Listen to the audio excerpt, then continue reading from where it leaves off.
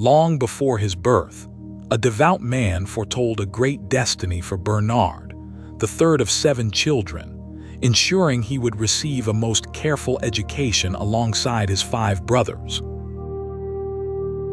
This carefully prepared life faced a sudden, profound loss when Bernard was scarcely 19 years of age, and his mother died. In his youth, he faced many difficult temptations, yet his heroic virtue allowed him to triumph over them. This struggle eventually led him to desire a life of solitude and prayer, far away from the distractions of the world. 3 years later, Saint Stephen tasked the young Bernard with a new mission. Leading a group of monks, the third to depart from Sanctus, he traveled to found a new monastery at the Valley of Bitterness, within the diocese of Langres. The life he led was defined by an incredibly austere regime, one so harsh that it actually damaged his health. Only the authority of the general chapter and the influence of his friend, William of Champeaux, could persuade him to ease such rigors. His family followed this path of devotion closely. His aged father, Tessalin, and all his brothers joined the community at Clairvaux, leaving only his sister, Humbeline, behind until she and her husband consented to her entering the Benedictine convent of Jully. As Clairvaux grew crowded, new houses were established, including the 3 fountains in the Diocese of Chalons in 1118, Fontenay in the Diocese of Autun in 1119, and Foigny in 1121. Yet despite this expansion, the Abbot of Clairvaux faced his own trials. While the abbot was away from Clairvaux, a period of great trial arrived. Bernard of Uxelles, the Grand Prior of Cluny, arrived at the monastery and successfully enticed away the abbot's own cousin, Robert of Chatillon. Even before reaching the age of 30, Bernard commanded immense respect.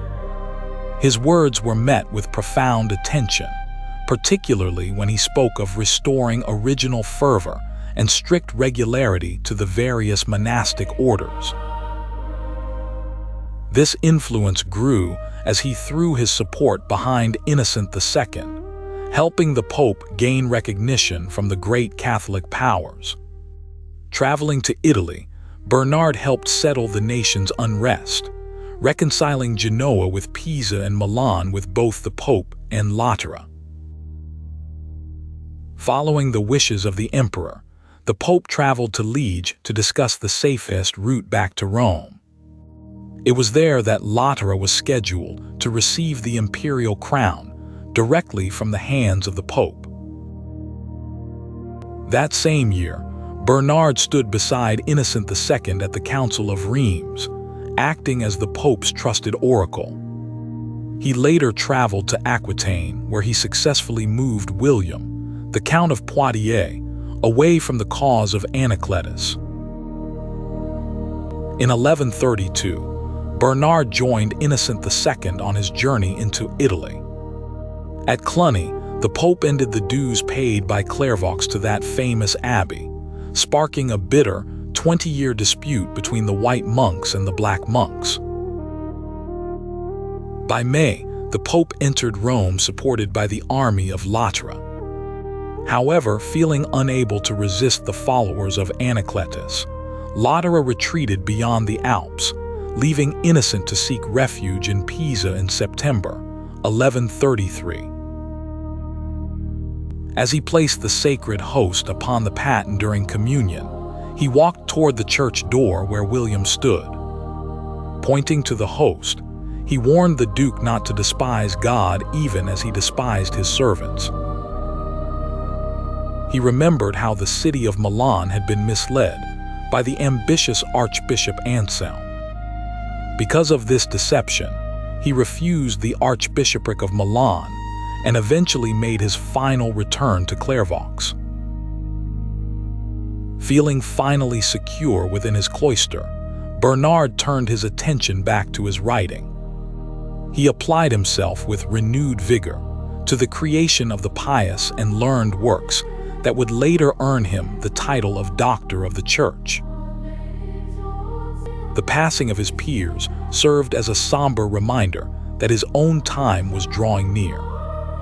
Following the passing of Suger in 1152, the abbot wrote to Eugenius III, calling Suger's soul a precious vase adorning the palace of the King of Kings. Bernard died at Clairvaux on the 20th of August, 1153, in the 63rd year of his age, after 40 years spent within the cloister he had founded. The first Cistercian monk to be added to the calendar of saints, he was canonized by Alexander III on the 18th of January, 1174. He is honored today as a Doctor of the Church, remembered for reviving fervor within the Cistercian order. Bernard of Clairvaux, Abbot and Doctor of the Church, pray for us.